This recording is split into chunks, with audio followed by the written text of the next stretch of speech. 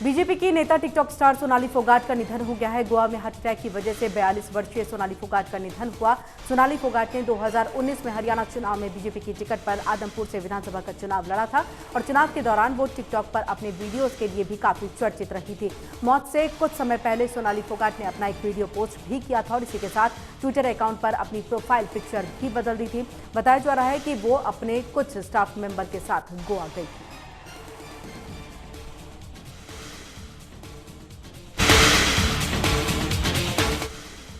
BJP नेत्री सोनाली फोगाट के मौत को लेकर के अब सोनाली की छोटी बहन का बड़ा बयान सामने आया है। उन्होंने सोनाली और मां के बीच बातचीत का हवाला देते हुए कहा कि सोनाली को अपने खिलाफ साजिश की आशंका थी। उन्हें लग रहा था कि उसके खाने में कुछ गड़बड़ किया जा रहा है। सोनाली ने अपनी मां से कहा था कि उन्हें लग रहा है कि जैसे उन पर किसी ने कुछ कर दिया हो। सोनाली की बहन का ये बयान कई मायने में अहम साबित होगा। देखना होगा कि पुलिस अब इसे किस रूप में लेकर के जांच लेकर आगे बढ़ती है। बता दें कि गोवा में सोनाली फोगाट का निधन हो गया है। पुलिस जांच के कारणों का पता लगाने में जुटी है।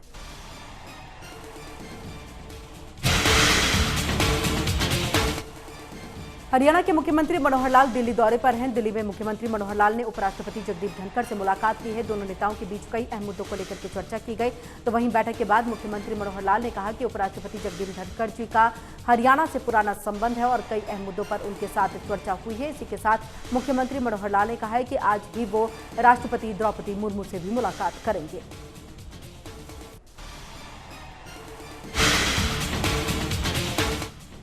हरियाणा के कैबिनेट मंत्री अनिल विज ने आप नेता मनीष सिसोदिया के उस बयान पर अपनी प्रतिक्रिया दी है जिसमें उन्होंने भाजपा पर आप को तोड़ने की कोशिश की और उन्हें पार्टी में बुलाने का आरोप लगाया था। विज ने कहा है कि मनीष सिसोदिया को उस भाजपा नेता का नाम सार्वजनिक करना चाहिए जिसने उन्हें भाजपा में लाने के लिए संपर्क किया था। इतना ही नहीं, विज ने कहा है कि मनीष को पार्टी में ला करके हमें बीजेपी को गंदा नहीं करना है। वहीं अनिल विज ने अरविंद केजरीवाल को लेकर के कहा है कि वो मनीष को के भ्रष्टाचार पर कोई जवाब नहीं देते हैं। जब बात भ्रष्टाचार की होती है तो दिल्ली के मुख्यमंत्री अपने साथी की और तारीफ करने में जुट जाते हैं।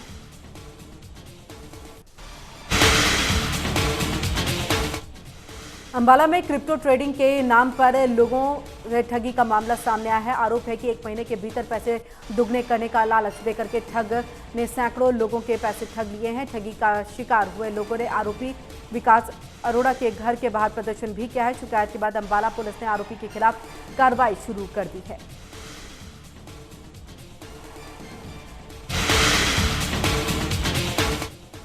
हरियाणा रोडवेज संघ के कर्मचारियों ने बस अड्डा परिसर में अपनी मांगों को लेकर के एक बार फिर से रोष प्रदर्शन किया है। कर्मचारी नेता ने बताया कि रोडवेज के कच्चे कर्मचारियों को पक्का करने और रोडवेज बेड़े में नई बसों को शामिल करने और लंबित मांगों को लेकर के कर्मचारी लगातार हाथों में काले झंडे पकड़ करके संघर्ष कर रहे हैं। उन्होंने कहा है कि आने वाले समय में अगर सरकार उनकी मांगों की ओर ध्यान नहीं देती है तो वो बड़ा आंदोलन करने से पीछे नहीं हटेंगे।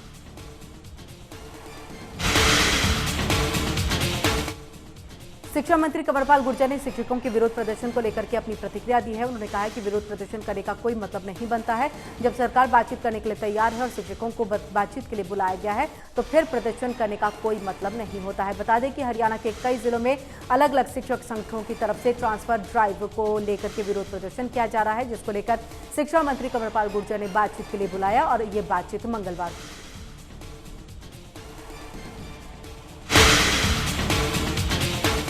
इनेलो नेता अभय सिंह चौटाला ने एनसीपी नेता और पूर्व मुख्यमंत्री शरद पवार से दिल्ली के निवास पर अपनी मुलाकात की है।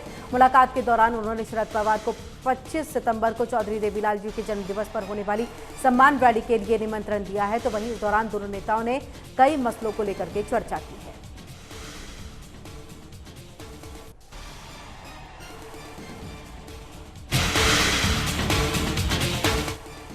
हरियाणा के यमुनानगर में माइनिंग माफिया की तरफ से अलग अलग तरीके से राजस्व को नुकसान पहुंचाया जा रहा है। माइनिंग माफिया ने अपने इन कार्यों में रेलवे विभाग को भी इस्तेमाल करना शुरू कर दिया है। पिछले कुछ समय से ठेकेदार और सेल टैक्स विभाग मिलकर के ऐसे मामलों को पकड़ने का प्रयास कर रहे हैं जिससे सरकार को आगे होने वाले नुकसान से बचाया जा सके।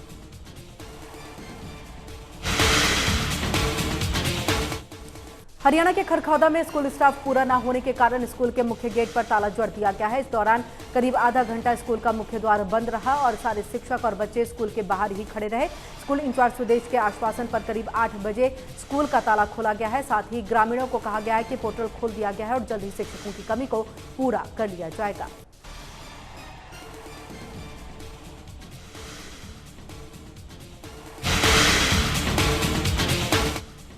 अवैध खनन पर लगाम लगाने के लिए हरियाणा की चीफ सेक्रेटरी ने सोहना एसडीएम के नेतृत्व में एक कमेटी का गठन किया है। इस कमेटी में पहली बार छापेमारी करते हुए अरावली की पहाड़ी से अवैध खनन करने वाली 2 गाड़ियों को जब्त किया है। साथ ही कमेटी ने पुलिस में केस दर्ज करा करके मामले में आगे की कार्रवाई शुरू कर दी है।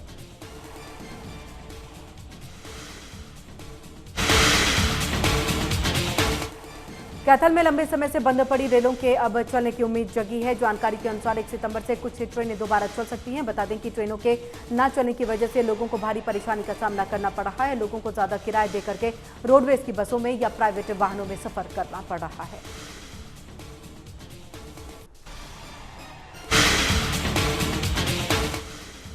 रोहतक के सांपला में गन पॉइंट पर हुई 2.5 लाख की लूट मामले में पुलिस को बड़ी कामयाबी हाथ लगी है। पुलिस ने इस लूट में शामिल 5 आरोपियों को गिरफ्तार किया है। बताया जा रहा है कि आरोपियों पर हमले पहले भी हत्या के और प्रयास लूटपाट जैसे मामले केस दर्ज हैं। फिलहाल पुलिस ने आरोपियों को कोर्ट में पेश कर रिमांड पर लिया है और आगे की कार्रवाई शुरू कर दी है।